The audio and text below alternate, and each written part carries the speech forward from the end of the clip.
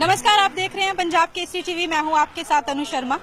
आज हम पहुंचे हैं हिमाचल प्रदेश के ऊना शहर स्थित सुप्रसिद्ध बाबा रुद्रानंद धाम। आइए आपको इस विशाल धाम के दर्शन करवाते हैं।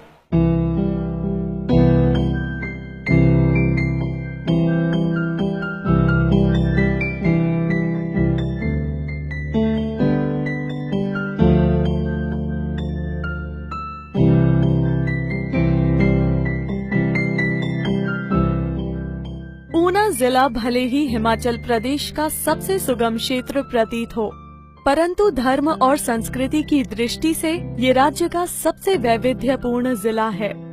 ऐसे में उत्तर भारत में एक विशेष स्थान ब्रह्मचार्याश्रम डेरा बाबा रुद्रानंद है, जो देवभूमि हिमाचल के शहर ऊना में स्थापित है, जहां दूर दूर से श्रद्धालु नतमस्तक होने के लिए आते हैं। इस क्षेत्र का ये सबसे बड़ा स्थान है। लोगों की मनोकामनाएं पूरी होती हैं।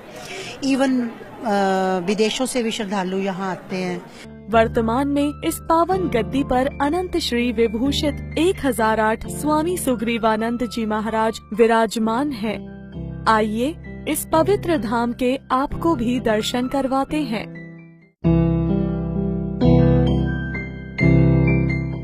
आश्रम परिसर से 150 वर्षों से अधिक समय से अग्निदेव अबाध गति से अखंड धूना के रूप में निरंतर प्रज्वलित हो रहा है, जिसकी प्रतिदिन न केवल विधिवत पूजा होती है, बल्कि प्रातः साय मंत्रमय हवन भी होता है। कहा जाता है कि इस अखंड धूना की विभूति को मस्तक पर धारण किया जाता है और लाइलाज रोगों का निवारण हेतु औषध रूप में इसका प्रयोग किया जाता है।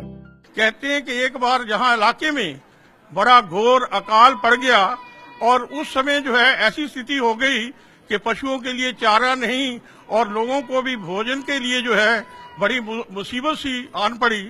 तो कहते हैं कि सभी इलाके के लोग जो है जहां इकट्ठे हुए और उन्हें आकर के बाबा रुद्रानंद महाराज जी से प्रार्थना की कि महाराज जी आप कुछ कीजिए ताकि वर्षा हो जाए और जहां जो है अनाज पैदा हो।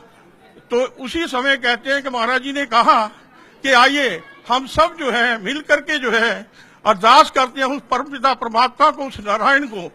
तो कहते हैं ऐसे ही हुआ, सभी ने मिल करके जो है प्रार्थना की। कहते हैं बहुत बड़ी बारिश हुई और दूसरे दिन जो है लोगों के पास जो कुछ भी था तिल फूल वो लेकर के जहां आए, तो उसी दिन से जहां जो है अखंड जो है लंगर जो है वो स्थापित हो गया और उसी समय से जो है ये अखंड धूना शुरू हो गया। अभी अखंड धूना तो इतना पावन हो चुका है, इसकी प्रभुति जो है बड़े असाध्य रोगों को भी दूर करती है। आइए आपको दिखाते हैं। इस आश्रम परिसर में पीपल के 5 संपृक्त वृक्ष हैं। प्रचलित जन प्रवाद के अनुसार 15वीं शताब्दी में महात्मा भवानी गिरी ने अपने 4 शिष्यों सहित कलियुग के भयवश अपनी योग विद्या द्वारा जीवित समाधि लेकर पीपल के इन 5 वृक्षों का रूप धारण कर लिया था।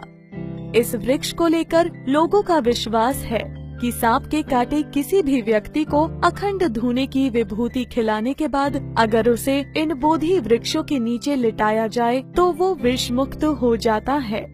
ये बात बिल्कुल सत्य है। जो प्रश्न आपने पूछा है कि ये पीपल का पेड़ जो है जहां आकर के जो दिमागी हालत से पीड़ित है तथा जो सांप काटे हुए लोग यहाँ आते हैं उनका जहाँ उपचार किया जाता है।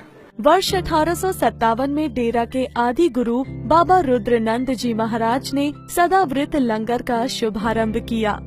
इस धाम में भक्तों को 24 घंटे लंगर खिलाया जाता है। आधी रात्रि को भी धाम में आए श्रद्धालुओं के लिए लंगर का प्रबंध होता है। यहाँ भक्तों की सुविधा के लिए सराय भी बनी हुई है। इस पवित्र धाम में गौशाला भी है, जो बाबा आत्मानंद जी महाराज द्वारा वर्ष 1905 में स्थापित की गई है। इस गौशाला में 150 के करीब गायें हैं, जिनका दूध आश्रम में प्रयोग में लाया जाता है। इसके साथ ही वर्ष 1905 में ही संस्कृत विद्यालय की स्थापना की गई, जिसमें दूर दूर से विद्यार्थी संस्कृत और वेद की शिक्षा ग्रहण करते हैं। नारी गांव में स्थित इस आश्रम के अतिरिक्त 3 और शाखाएं भी हैं। पहली शाखा ऊना जिला के गांव अमलेहड़ में स्थित है, दूसरी शाखा हरिद्वार में सप्त सरोवर में और तीसरी शाखा मानसरोवर गार्डन रमेश नगर दिल्ली में स्थित है। इन सभी स्थानों पर भक्तों के लिए खाने एवं ठहरने की सुविधा उपलब्ध है। Bureau report, Punjab Kesari TV.